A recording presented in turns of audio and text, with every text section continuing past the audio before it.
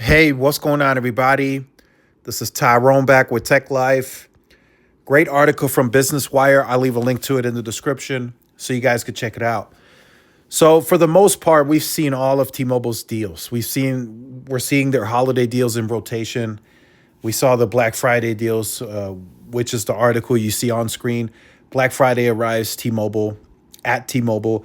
Unwrap four lines for only $100 a month. Four iPhone 16s on us and more. But that's just the and more part is just really discounts on other products and stuff. But the point of this video today is what's really setting T-Mobile apart anymore in as we close out this year, as we head into next year. What really sets T-Mobile apart anymore? What is it, right? These deals, you can get this type of deal at, or similar at least. You can get phones on us at Verizon. You can get phones on us at AT&T. So what really still sets T-Mobile apart? When the Un-carrier first started, T-Mobile really set themselves apart. And it wasn't just on price. Yes, they were still the cheapest or much cheaper. They were significantly cheaper. I got to be honest. They were really significantly cheaper. In some cases, you were able to get 7, 8, 9 lines for free. I've seen it. I've witnessed it. I've seen people with 11 lines and they're paying like $90. It was a crazy time for the Un-carrier. But they also launched initiatives, and the structure that they were really different. Like if you wanted a phone every year, you had to be on T-Mobile at that time. No other carrier was offering yearly upgrades. If you wanted a phone every 30 days or so when Jump on Demand launched, no other carrier was offering that. So T-Mobile really set themselves apart during that time. They really did. If you wanted unlimited, if you wanted to stream like Binge On when they launched that and all that other stuff, no other carrier was offering that. No one. Sprint came around and yes, they had unlimited and they started to do like yearly upgrades and iPhone forever and all that stuff that they were offering. But T-Mobile was really the ones to launch that and really set themselves apart from the pack in a big way. Now, of course, fast forward to today, that's totally different. Everyone has some sort of yearly upgrade. And that's why I say, how is T-Mobile setting themselves apart still? Are they still somewhat cheaper? Yeah. You can still get a cheaper deal on T-Mobile if you really look for it, if you still really search for one or two free lines, if you look for the plan that they offer that gives you that 20% cheaper versus the other guys, as they called it in their marketing campaign. You can still find that. But for the most part, they just aren't that, in my opinion, they just aren't that much different anymore. So if you look at the network, right? If you look at the premium side of it, if you look at, hey, I want my service to be top notch in every single building. I want it to be great when I travel outside of the city limits.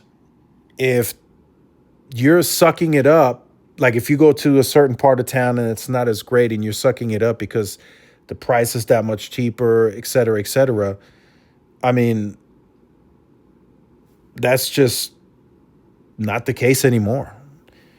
If Verizon, as an example, if they're 20 or 30 bucks more, I mean, there's going to be a good amount of people that are going to say, you know what, I'm just going to pay this $20, $30 extra and be on a much better network. It's going to come down to that for a lot of people in the future. So, yes, T-Mobile has gotten better from a network perspective. Yes, they now have the cash flows to move with flexibility and buy a U.S. Cellular and and make other moves into fiber and such. But what's really still setting themselves, how are they setting themselves apart anymore, right? That's what I want to ask you guys, the audience. I want to ask you, how is T-Mobile setting themselves apart? They once did. For those of you who followed the Uncarrier and John and everything, they really set themselves apart. They were offering stuff that the other guys didn't have. They were literally heading in a completely on a completely different path. Like now, if another carrier did that, like Dish or a cable player, it's like, it's cool, but it's been done before. When T-Mobile did this, nobody really did it. Nobody had done it before. They were literally the pioneers of certain things that are a part of the or standard of the industry now. So the interesting part, right, as it pertains to the Uncarrier, we haven't had one in a long time. And I don't know if we'll get another one. I mean, 2024 is almost over. We got a month left. Then we're in 2025, right? What else can they possibly offer that they haven't done already? Or what else, I should say it like this, what else can they offer that doesn't hurt the bottom line? Because a lot of what they offered during the Uncarrier days, it hurt their bottom line. That was an investment back into the base.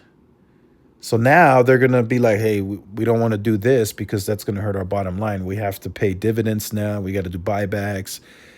So that's why people are saying they're just a regular carrier. But they still grow. They still grow at a good clip.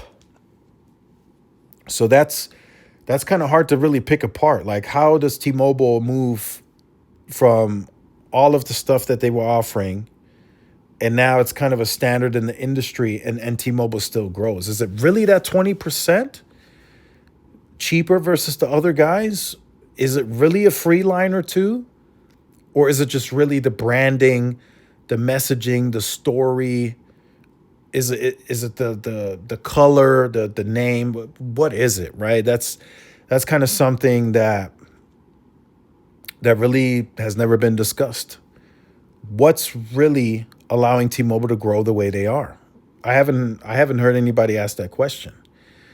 I've heard people try to speculate as to what it could be, like the marketing, the commercials, the brand, the color. It's bright, it's vivid. But now that we've gotten on these droughts, right? No Uncarrier moves. This year, really nothing. Next year, who knows? I still want to see, if they can maintain this long term. They gave us guidance through, like, what was it, 2027? So they usually underpromise and overdeliver, so they will hit their guidance. They will continue to grow at the clip that they've been growing. But in the future, could that potentially slow down as everything that T-Mobile has once offered that was new and innovative and pioneers, now it's a standard. And in fact, other carriers might be even taking that to another notch, like AT&T offering on phones on us on all unlimited plans, when T-Mobile now only offers it on the top plan. So I feel that's Verizon and that's AT&T fighting back against T-Mobile. Like, hey, we can offer this on all of our unlimited plans. You don't have to have the top plan. So it's going to get interesting regardless, right? But I still really wonder, like, what's really setting T-Mobile apart. That I still wonder. And like I said, the deal you see on screen, I mean, you can get a similar deal at Verizon. You can get something similar at AT&T. You can get it at any MVNO, the cables, the cable players, all that. So it's not that different anymore. How does T-Mobile differentiate itself moving forward? If they ever hit a drought or a slump or whatever, how do they bring it back? How do they bring that mojo back? Do they launch an Uncarrier move in 2025 if they feel like everything's slowing down? I just, it's just tough to say. It's really tough to say. But I want to hear from you guys in the comments on this situation. I know a lot of you that have been with T-Mobile for a long time, you likely got a really good deal. You were a part of the Un-carrier, and now you don't want to leave because you're going to pay more somewhere else. And that's for those of you who got all the free lines and you are literally paying, a lot cheaper.